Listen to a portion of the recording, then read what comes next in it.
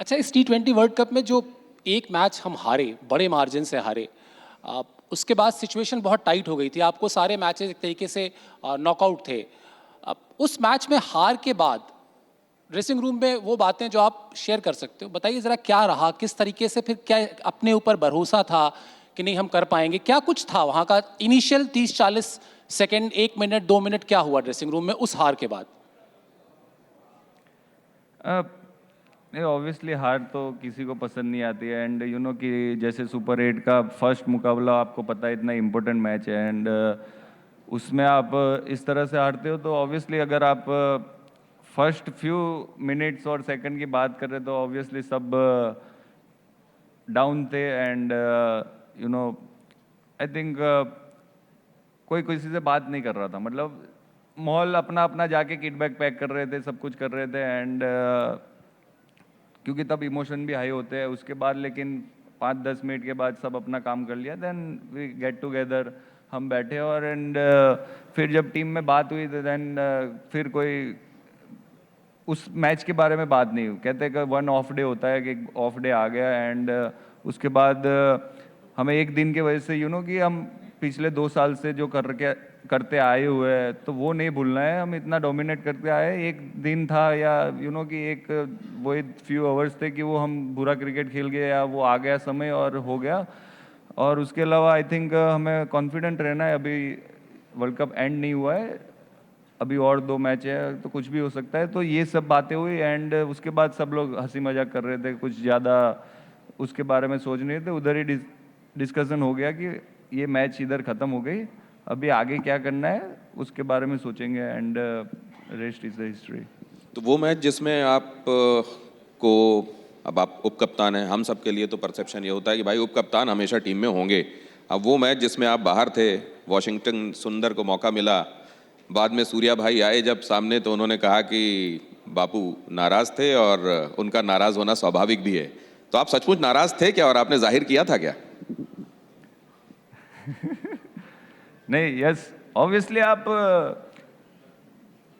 जब टीम में होते हो, वाइस कैप्टन और वो सब तो एक अलग बात है, लेकिन आप एज ए सीनियर प्लेयर जब आप कि इतने साल से अच्छा करते आ रहे हो एंड उसके बाद अब जब इंडिया खेल लेते हैं उसके बाद यही होता है कि आप वर्ल्ड कप खेले टीम के लिए, आईसीसी ट्रॉफीज खेले, तो उसमें जब आपको ऐसे मौके पे ऐसा होता है कि यार खेलने का मौका नहीं मिल रहा है, तो एक अंदर से होता है कि एज ए प्लेयर कि भाई आपको गुस्सा आ जाता है कि यार नहीं यार, मुझे मुझे करना है, मुझे टीम के लिए अच्छा करना है, मुझे खेलना है। And at the same time yes, आप अपने पर्सनल गोल साइड पे रख के आपको टीम के बारे में भी सोचना होता है कि यार टीम में क्या है, क्या चेंजेस, अगर ये चेंजेस से टीम को हेल्प हो सकता है, कॉम्बिनेशन देखते हैं। तो उसके वजह से आई थिंक जब पता चला कि यार हम ये चेंज कर रहे हैं तो ऑब्वियसली तब जाहिर नहीं किया मैं, बट वो प्रोसेस होने में मुझे एक दिन लगा। तो दूसरे दिन मतलब जब टीम मीटिंग खत्म हो गई उसके बाद तो मैं गुजरात में थे तो मैं घर चला गया था। लेकिन उसके बाद जब दूसरे दिन वापस आ रहा था ना, तो जब जैसे जैसे मैच स्टार्ट होने का नज़दीक जा रहा था ना, तो मेरा और मतलब नाराज़गी अरे यार मैं नहीं खेल रहा हूँ, मैं नहीं खेल रहा हूँ। तो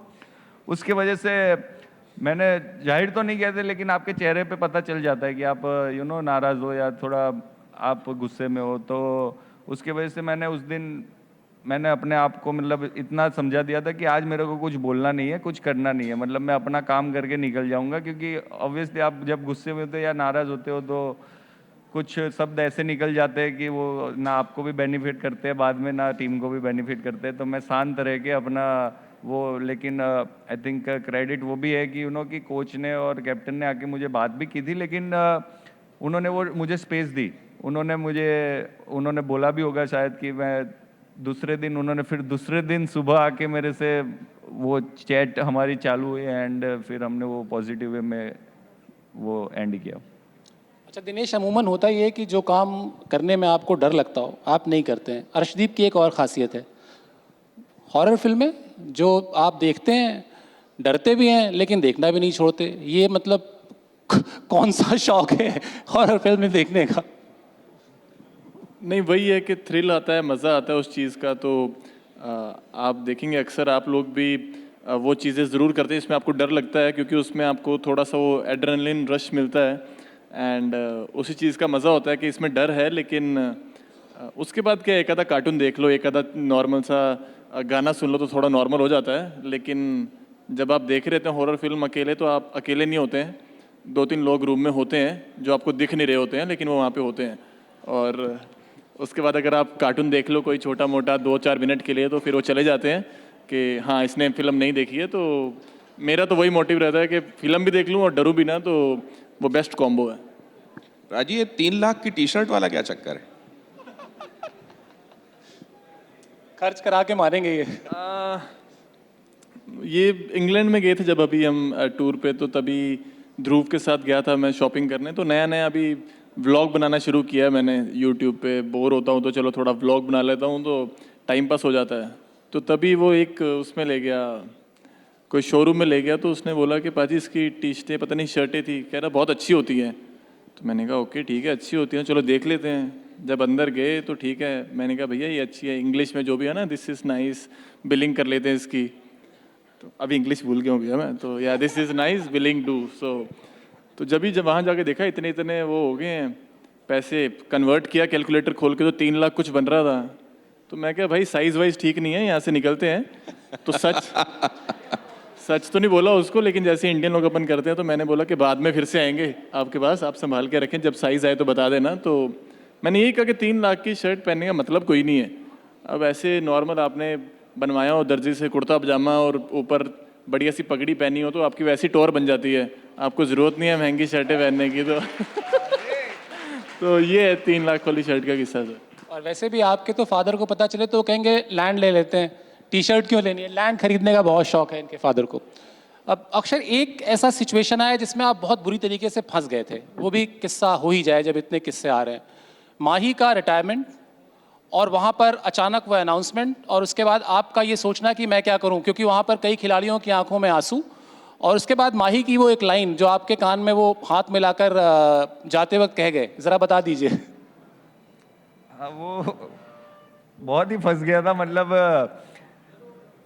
19 साल का लड़का था एंड डोमेस्टिक क्रिकेट खेल रहा था, और शाम को कॉल आता है कि जड्डू भाई इंजर्ड हो गए, तो एज अ रिप्लेसमेंट तू ऑस्ट्रेलिया जा रहा है। एंड मेलबर्न में टेस्ट मैच था, एंड मैं फर्स्ट डे मैच स्टार्ट हो गया था, लेकिन उसी दिन मैं पहुंचा था। एंड उसमें भी एक किस्सा हो गया, फर्स्ट टाइम ऑस्ट्रेलिया जा रहा था, उधर रात को 8 बजे भी अंधेरा नहीं होता वो पता नहीं था। मैं फ्लाइट से देख रहा हूँ, मैंने बोला यार कहीं और तो नहीं ले आए ये, क्योंकि अकेले आ रहा था। एंड मैंने बोला यार ये मैं तो मेलबर्न की फ्लाइट में बैठा था, इधर अंधेरा ही नहीं हो रहा है, रात के 9 बजे। तो उसके बाद जब तक मैंने मैनेजर को नहीं मिला बाहर उतरते, तब तक मुझे लगा कि यार मैं कहीं और ही हूँ, मैं पहुँचूंगा कि नहीं। उसके बाद होटल पे गए एंड दूसरे दिन सुबह मॉर्निंग में I think 10 o'clock 11 o'clock match start time होता है, तो उधर गए, उधर पूरा दिन खत्म हुआ। एंड शाम को एकदम से रवि भाई ने बुलाया सबको, एंड उन्होंने बोला कि माही का कहना है कि उनकी ये क्रिकेटर सी फैमिली है, और वो उनको साथ ही पहला न्यूज़ शेयर करना चाहते हैं कि माही भाई रिटायर हो रहे हैं। एंड मैंने बोला मेरा तो पहला ही दिन था उधर। एंड उसके बाद रैना भाई एंड स्वामी भाई और सब थे, सब लोग हक कर रहे हैं, एंड 2-3 प्लेयर रो रहे, इमोशनल हो रहे, माही भाई भी इमोशनल थे। तो मैं उस सिचुएशन में मैं फंस गया कि यार मुझे क्या करना है, मैं क्या करूँ ये कि यार, क्योंकि मैं उससे पहले मिला भी नहीं था, ऐसा इंटरेक्शन भी नहीं हुआ था मेरा। और मैं तब 19 साल का था, मैं अपनी मस्ती में मुझे ना रोना आ रहा है ना कुछ आ रहा है, तो मैं यार अभी इस सिचुएशन में करना क्या है, तो मैं ऐसे फंस गया था। एंड उसके बाद सब माही भाई को well done, very good career, congratulation, ये सब ऐसे बात कर रहे थे। तो मैंने देख लिया कि ये क्या बोल रहे हैं, तो मैं बोल दूंगा। एंड जब मैं बोलने गया माही भाई कॉन्ग्रेचुलेशन, एंड तो उसके बाद उन्होंने सामने से बोला कि बापू तू आया और मुझे ले गया। मैंने बोला, तो उसमें भी मैं बोला यार मैं तो कह रहा तूने आके मेरे को निकाल दिया। मैं उसमें भी चुप हो गया, अब कुछ बोलना नहीं, मैं शांत होके बैठ गया। सो ये चीज़ हुई थी।